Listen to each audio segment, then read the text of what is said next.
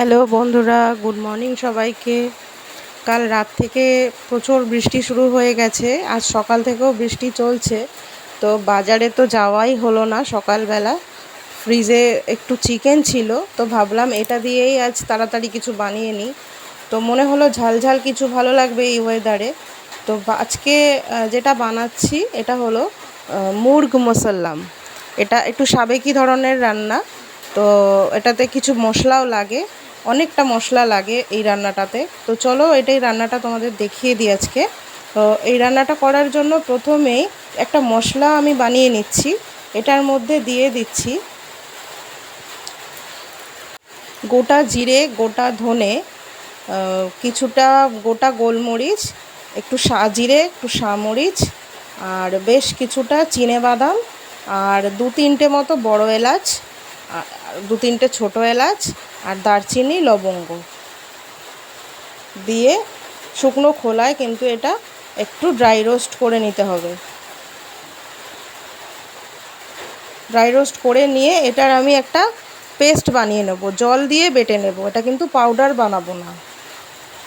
এবার কড়াতে তেল নিয়ে নিয়েছি। তেল নিয়ে আমি একটু বেরেস্তা ভেজে নেব। পেঁয়াজটা কুচিয়ে রেখেছিলাম 10 মিনিট আগে, সেটাকে নুন দিয়ে মাখিয়ে রেখেছিলাম। এবার নুন থেকে জল গলে গেছে, জলটা নিংড়ে নিয়ে কিন্তু পেঁয়াজটা তেলের মধ্যে ছেড়ে দিচ্ছি। এইভাবে আমি বেরেস্তাটা ভেজে নেব।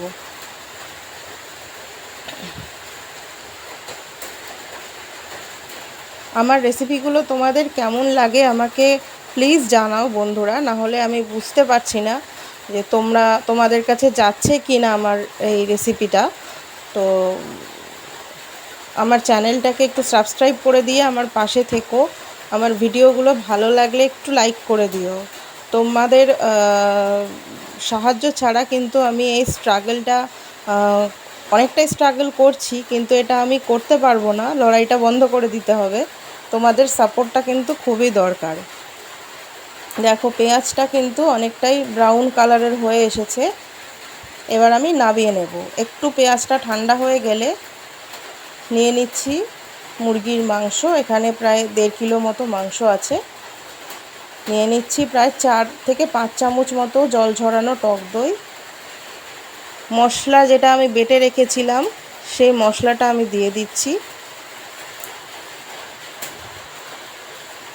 একে একে দিয়ে দিচ্ছি 1 চামচ মতো কাশ্মীরি লঙ্কা গুঁড়ো,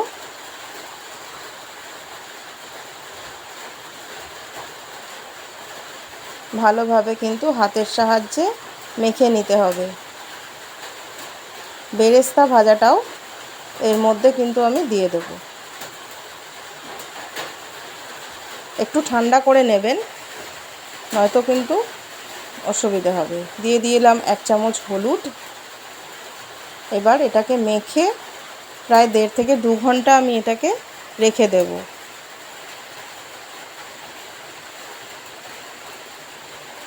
প্রায় ঘন্টা 2 বাদে আমি কড়া বসিয়ে দিয়েছি। কড়াতে নিয়ে নিয়েছি বেশ কিছুটা সর্ষের তেল। এই রান্নাটা কিন্তু সর্ষের তেলেই করব আমি।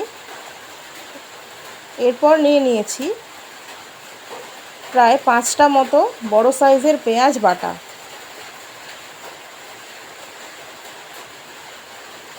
বেরেস্তা যখন ভেজেছিলাম, বেরেস্তাতে কিন্তু আমার 4টে পেঁয়াজ কুচোনো ছিল।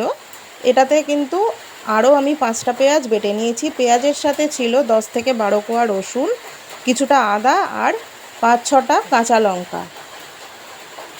একটু নুন দিয়ে পেঁয়াজটা ভালো করে একটু ভাজবো। পেঁয়াজ একটু লাল করে ভাজা হলে তবেই কিন্তু চিকেনের টেস্টটা আসে।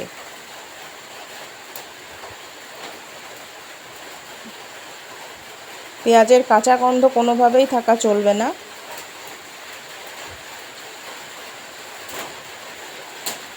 ভালো করে একটু ভেজে নিচ্ছি। দেখো পেঁয়াজটা কত সুন্দর রং ধরেছে। এবার আমি মেখে রাখা মাংসটা পুরোটা দিয়ে দেব।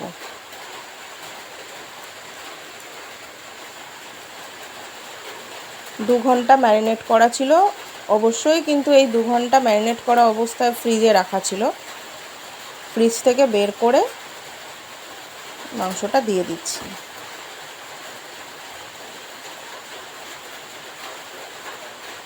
এই মাংসটা কিন্তু বেশি নাড়াচাড়া করে রান্না করা যাবে না, এটা পুরোটাই চাপা ঢাকা দিয়ে রান্না করতে হবে।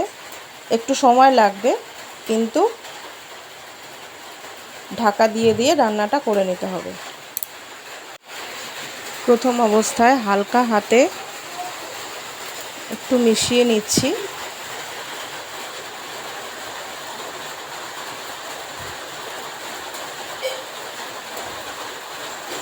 তোমরা তোমাদের পরিমাণ মতো ঝাল দেবে। এখানে তোমরা এমনি যে লাল লঙ্কা গুঁড়ো, শুকনো লঙ্কার গুঁড়ো, সেটাও তোমরা ইউজ করতে পারো।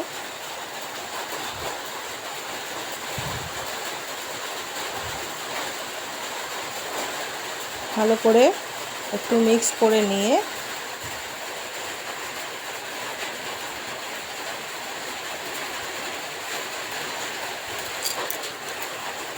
রান্না করে নিচ্ছি। এরপরে কিন্তু আমি পরিমাণ মতো নুনটা দিয়ে দেব। দেখো একটু একটু জল গলতে শুরু করেছে।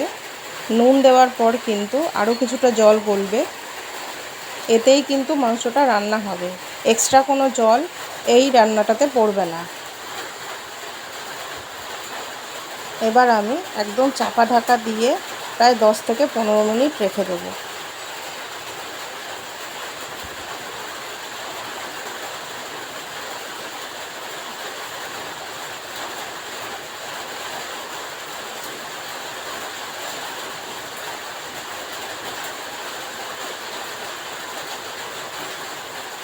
তোমরা যারা বন্ধুরা আমাকে কমেন্ট করছো, আমার খুবই ভালো লাগছে তোমাদের কমেন্ট পড়ে। যেটুকু কমেন্ট আমি পাচ্ছি সেটুকু কমেন্ট আমি পড়ছি, রিপ্লাই দেওয়ার চেষ্টা করছি।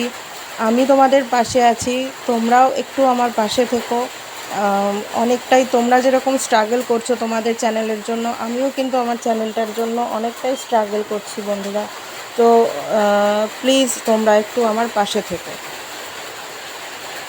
দেখো 15 মিনিট পর আমি ঢাকা খুললাম, বেশ কিছুটা জল গলেছে। বেশি কিন্তু এটা একদম নাড়াচাড়া করা যাবে না, এটাকে আবার আমি প্রায় 15 মিনিটের জন্য ঢেকে দেব।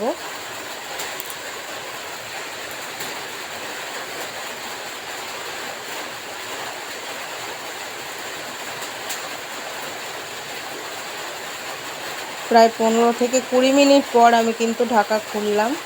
মাংসগুলো প্রায় সেদ্ধই হয়ে গেছে, অনেক জল গলেছে, এতেই মাংস সেদ্ধ হয়ে গেছে। আমি কোনো এক্সট্রা জল কিন্তু ইউজ করলাম না।